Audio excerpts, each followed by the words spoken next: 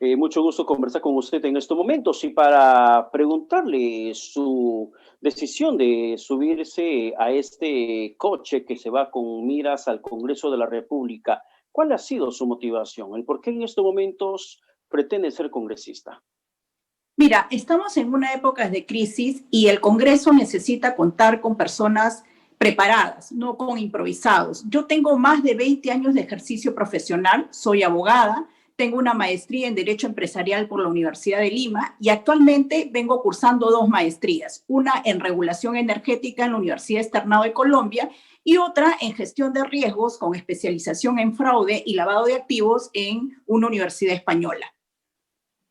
Entonces, dentro de la expertise profesional que tiene a usted, ¿qué le ha permitido ver de lo que carece el país y lo que podría plantearle?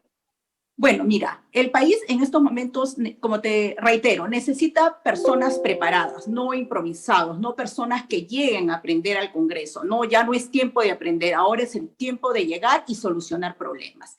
En mi caso, yo tengo, y somos un grupo de personas, porque el partido es un grupo de personas, ¿no? Que tienen diferentes especialidades. Pero en mi caso yo voy con propuestas que están destinadas a las MIPES, ¿no? Las MIPES, como sabemos, son el motor de la economía, ¿no? Si nosotros sumamos las planillas de cada una de las MIPES, vamos a darnos cuenta que generan puestos de trabajo, ¿no? Y que se han visto peligradas durante esta pandemia porque ellos no han recibido préstamos con el respaldo de Reactiva Perú, ¿no? Las pocas que han podido sobrevivir son porque sus accionistas, sus dueños le han puesto push, ¿no? Pero ¿qué pasa? Justamente sobre eso le quería repreguntar de manera inmediata. En el tema de Reactiva, las MIPES han sido las más excluidas, las más desfavorecidas. Se implementó primero un FAE-MIPE que en su momento la ministra Barrios, cuando estaba al frente de la cartera de producción, había aseverado que iban a recibir 30.000 soles, 6 meses de gracia, para que de esta forma se puedan reactivar y eviten quebrarse. Ese anuncio lo hizo por inicios de la pandemia, efectivamente, pero del dicho al hecho había gigantesco trecho, no se ha cumplido. Muchos microempresarios se han visto obligados a ver cerrar, morir el negocio que tanto les había costado construir. ¿Cómo mejorar, cómo cambiar esa situación, entendiendo que la pandemia aún permanece? Usted podría llegar quizá al Parlamento y la pandemia seguirá y la crisis en las microempresas también. Claro, pero mira, al final los microempresarios, nosotros los que hemos podido subsistir, decidimos apostar por el país y decidimos seguir creando fuentes de trabajo y sobre todo conservar los puestos de trabajo. Lo que, por ejemplo, muchas MIPES han sobrevivido, ¿ya? Al margen de si les han dado préstamo o no con esta garantía de Reactiva, han sobrevivido, pero se han visto expuestas a fiscalización por parte de diversas autoridades.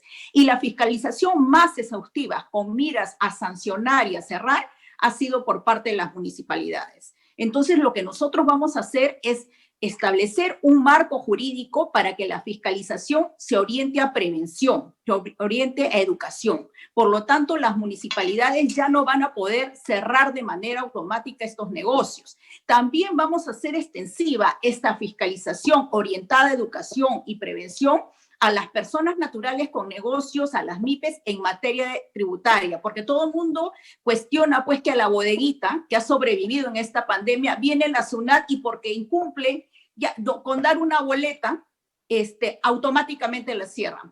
Cuando yo he conversado con muchos microempresarios, muchos de ellos no saben emitir una boleta. ¿Ya? Yo no he visto campañas de capacitación de la SUNAT orientadas a decirles cómo tienen que emitir una boleta, cómo tienen que emitir una factura. Ellos quieren pagar sus impuestos, pero si tú no les enseñas, si el Estado no les capacita, ¿cómo lo van a poder hacer? Entonces, acá no es... Pero claro, pero eso por una parte, porque el Congreso no van a entrar a enseñarle a los microempresarios cómo emitir boletas. No, hay que dar leyes, Sin embargo, hay que modificar la fiscalización. Exactamente, a eso voy. La chamba de sensibilización o de capacitación le corresponde a SUNAT, pero en la parte legislativa, ¿cómo hacer la labor complementaria para que puedan dar esa protección, ese escudo que necesitan los microempresarios? Ya, ahí hay que cambiar la labor, por ejemplo, en el tema de fiscalización para entidades de la administración pública, en este caso las municipalidades, o se da un proyecto de ley especial dirigido a las MIPES o se establecen modificaciones a la ley 2744, que es la ley de procedimiento administrativo general, donde se puede regular un capítulo especial para lo que es la fiscalización orientada a las MIPES. ¿no? Y además también se tiene que regular el tema de aplicación de las multas. Tú no puedes aplicar una multa de un mismo monto a una MIPE y a una gran empresa de la misma forma. Entonces también vamos a regular el principio de proporcionalidad. Y en el caso de SUNAT vamos a modificar el código tributario, porque hay que modificar el código tributario para que la SUNAT, porque tú le tienes que dar facultades a la SUNAT, ellos no pueden darse las facultades por sí mismos. Entonces ellos van a, si nosotros decimos tienes que hacerlo, ellos van a decir, mira, pero el código tributario no me lo permite. Vamos a tener que modificar el código tributario para, en el caso de las MIPES, orientar el tema de la fiscalización a la prevención y a la educación. Pero eso no significa que las MIPES van a tener carta blanca para actuar con impunidad total y no cumplir con emitir, por ejemplo, comprobantes de pago. Si después de esta labor de educación, de prevención, no cumplen, se les tendrá que multar, pero vamos a aplicar multas pues proporcionales. Tú las cierras a una pequeña bodega, una persona natural con negocio, tú los cierras por 3 días y simplemente ya los quebraste, ¿no? Entonces, si la SUNAT lo que quiere es que las personas paguen impuestos, hay que buscar una alternativa que, claro, se les sancione, se les aplique alguna medida correctiva, pero no de esa envergadura, ¿no? Porque al final estás matando, pues, a la gallina, no digamos de los huevos de oro, pero hay que entenderlo en ese sentido, ¿no? Porque generan, pues, fuentes de trabajo. Sí, pero a ver, las MIPES en realidad tienen de unas de cal y otras de arena, porque por ejemplo también se conoce bastante en el tema de MIPES, si bien es cierto, muchas tributan al Sistema Nacional, al Erario Nacional, pero al mismo tiempo estas microempresas son la cuna de la informalidad laboral, y es allí donde radica uno de los principales problemas de la base tributaria en el país, y el por qué, por ejemplo, una cuarentena como la que vivimos hace varios meses atrás ha significado un colapso total de nuestra economía. ¿Cómo revertir eso? ¿Cómo alentar la formalización de las MIPES en el aspecto de contratación de personas? Mira, hubiera sido un buen incentivo, y yo digo, ¿por qué no se les ocurrió antes? El tema de, por ejemplo, crear estos tipos de préstamos, no en una cantidad fuerte, pero sí crear este tipo de préstamos con garantía del Estado para y que tengan acceso a préstamos, pero con la condición de que, por ejemplo, tengan personal en planilla. Entonces, ¿usted cree que, y tú le explicas, usted cree que aquel microempresario o aquella persona natural que tiene un negocio no va a querer formalizarse? O sea, o sea, acá el tema es incentivar para que las personas se formalicen. Como le digo, hay muchas personas que no entienden la diferencia entre una boleta y una factura. Entonces, ¿qué señal te da eso? De que el Estado, en este caso la Administración Tributaria, la SUNAT, no cumple con una labor de educación. No todos pues hemos podido ir a una universidad, no todos somos especialistas en el Código Tributario, en la Ley de Impuesto General a las Ventas, pero hace una campaña de sensibilización y capacitación. Y yo creo que más de una persona se va a formalizar. Y como te digo, es un tema de educación. En una coyuntura como la nuestra, también hace unos días, o hace unas semanas, perdón, el Ministerio de Economía y Finanzas terminó reglamentando un decreto que había sido aprobado el año 2018, que la SUNAT puede intervenir las cuentas bancarias de las personas que puedan tener acumulado un ahorro de mínimo 10,000 soles. Si tú tienes 10,000 para arriba, como mínimo 10,000 soles, la SUNAT puede pedir toda la información al banco en el cual se encuentra tu dinero, levantar el secreto bancario y verificar y pedirte cuentas de dónde exactamente proviene ese dinero. Y esto para muchos ha sido un motivo de pegar el grito al cielo porque consideran que primero están violando su derecho a la privacidad y segundo que podría generar una fuga de dinero de las cuentas bancarias. ¿Usted modificaría eso llegando al Congreso de la República? A ver, mire, ahora creo que van a aclarar, si no es que lo han precisado, van a establecer que el monto es a partir de 7 UITs, porque es a partir de las 7 UITs que se tributa. O sea, estamos hablando de 30, ahorita está 400 la UIT, entonces es el equivalente a 7 UITs. Pero acá hay un tema de que ya el Tribunal Constitucional ha señalado que el acceso a las cuentas no es una violación al derecho de la intimidad. ¿Ya? Y hay otra cosa que hay que preguntarnos. Claro, todo el mundo ha salido que esto, que el otro, pero si queremos traer abajo la corrupción, si queremos eliminar el lavado de activos, demos pues nuestra cuota de sacrificio, ¿no? Si más aún del Tribunal Constitucional ya ha dicho que no hay violación al derecho de intimidad. ¿Cómo podemos mejorar las cosas en el tema de corrupción, el tema de lavado de activos, en el tema de defraudación tributaria, si ante una medida esa todo el mundo pone el grito en el cielo? Hasta donde yo leí la exposición de motivos de este decreto legislativo se basaba en recomendaciones de la OCDE, que es la Organización para la Cooperación y el Desarrollo Económico. Colombia está en la OCDE, si no me equivoco, Argentina también, Perú no, porque Perú, por ejemplo, no es bueno en sus medidas implementadas en el tema anticorrupción, el tema del lavado de activos. Entonces, nos rasgamos las vestiduras, ¿no? Decimos funcionarios corruptos, Estado corrupto, y cuando dan una medida le metemos miedo, porque lo que hacen acá es meterle miedo a las personas que tienen su cuenta con 10,000 soles para que se sumen a la causa aquellas personas que tienen algo que esconder, ¿no? Como te digo, este tema ya se ha corregido, lo van a corregir, están hablando de 7 UITs, pero yo creo que acá hay que aplicar el dicho, el que no la debe no la teme. No te van a embargar, no te van a expropiar, en todo caso te van a pedir explicaciones sobre el origen de ese dinero. Y otra pregunta, ¿quién del pueblo peruano en este momento de crisis puede tenerse el lujo de tener 10,000 soles en su cuenta de ahorros? Yo te puedo señalar que son pocos. Claro, pero esos pocos justamente quizá han salido de una situación de ingenio frente a la pandemia, generándose negocio de forma virtual, capitalizando de repente un poco de su AFP, y que muchos, como usted bien menciona, terminan alentando el temor al hecho de que podrían embargarte la cuenta si no tienes cómo demostrar ante el ente fiscalizador tributario de dónde proviene exactamente tu dinero. Eso incluso conllevó a que muchos consideren la necesidad de sacar la plata y ponerle bajo el colchón donde pueda estar más seguro sin la fiscalización de SUNAT.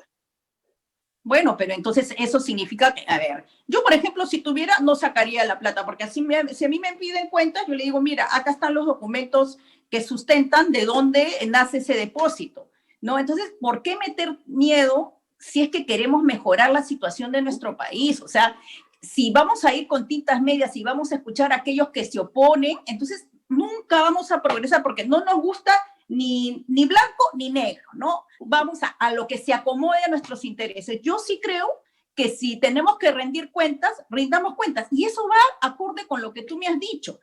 Si apuntamos una formalización, las personas tienen que empezar a también a señalar de dónde proviene ese dinero, ¿no? Porque o sea, por protestar, entonces van a seguir metiendo dinero negro, lo van a seguir bancarizando, o sea, lo que es lavado de activos. Entonces, no entiendo cuando a muchas personas escucho que dicen, ay, hay que acabar con esto y el otro, y vienen a decir, ay, están violando mi intimidad. Entonces, decídanse pues, o quieren un Estado que promueve el lavado de activos, un Estado corrupto, o quieren pues dar su cuota de sacrificio para cambiar la situación en nuestro país. Ahora, dentro de lo que significa el tema tributario, desde el Parlamento, ¿qué hacer con las exoneraciones tributarias? ¿Qué hacer con el marco legal tributario que beneficia a muchas empresas que consideran, muchos expertos, tener que cortarse? Por ejemplo, en el tema de las universidades privadas, hay algunas que tendrían que reinvertir la utilidad que obtienen cada año dentro del contexto de la infraestructura, calidad universitaria, pero que no lo hacen. Sin embargo, los rectores tienen jugosos sueldos que sobrepasa cualquier persona promedio en el país, incluso más que un funcionario de alto nivel en el Perú. Esas situaciones de exoneraciones tributarias desde el Parlamento tendrían que comenzar a revisarse para poder ampliar la base tributaria del Perú.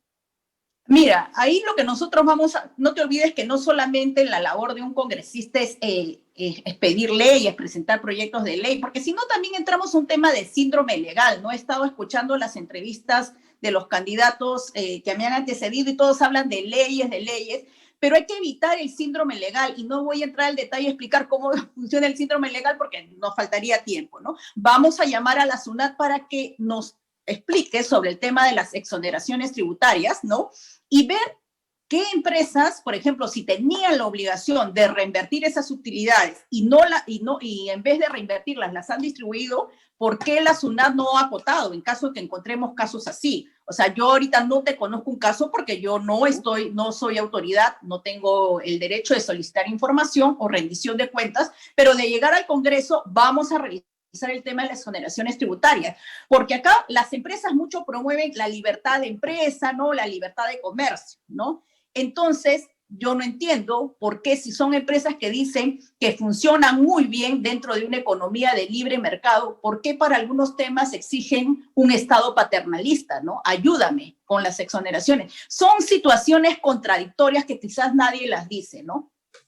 En el caso, por ejemplo, de la ley agraria, que termina beneficiando grandemente a las empresas que, según lo que se conoce, el último 2018 o anualmente vienen generando rentas, producto incluso de las exoneraciones, beneficios que ellos tienen, por ejemplo, solamente pagar el 15% del impuesto a la renta, habían logrado acumular ganancias por encima de los 4.000 millones de soles. Pero estas mismas empresas se resisten a poner un comedor de manera digna a los trabajadores que están en el campo, reconocer mayores derechos laborales, y eso conllevó a una crisis que hemos visto y hemos sufrido los peruanos hace unas semanas atrás, antes de terminar el 2020. El caso de las empresas agrarias es un claro ejemplo de lo que en estos momentos está vigente. Bueno, nuevamente reitero, si las empresas quieren un régimen paternalista donde el Estado pues los proteja como hijos suyos, vamos a tenerles que poner ciertas reglas, ¿no? ¿Quieres estar en este régimen paternalista donde te vamos a proteger porque no eres lo suficiente hábil para generar ingresos y para poder subsistir en esta economía de mercado libre? Bueno, pero te vamos a poner ciertas reglas, vamos a regular el tema que comentas tú de los trabajadores, o sea, o acá no hay medias tintas, o te aplica un régimen paternalista, pero cumples ciertas reglas, o simplemente pasas al régimen general y tú ves cómo generas tus riquezas, tus utilidades dentro de una economía de libre mercado que se rige por el título tercero de la Constitución que todo mundo protege, ¿no es cierto? Entonces, las reglas claras, nuevamente, acá no hay tintas medias, ¿no? No promuevo el libre mercado y después digo, oye, Estado, ayúdame porque yo solito no subsisto, ¿no? Las MIPES han subsistido y empresas que tienen 15, 20 años con regímenes de protección, hasta ahora pues están en pañales porque necesitan el Estado paternalista, ¿no? Ahí sí no hablan del rol subsidiario del Estado. Bien, señora Heredia, por favor, para terminar, su número, su partido político y su nombre para que la gente lo pueda recordar. Bueno, mi nombre es Rosa Heredia, postulo por el número 20 al Congreso. Este 11 de abril les pido que marquen la O, ¿no? Para que el presidente Humala sea el encargado pues de llevar las riendas de este país a partir del 28 de julio, y para el Congreso marquen la O, escriban el 20 porque es hora de ponerle 20 al cambio. Bien, muchísimas gracias, éxitos en su campaña. Gracias. Bien, muchísimas gracias. Ha sido todo por hoy. Gracias por la sintonía, por permitir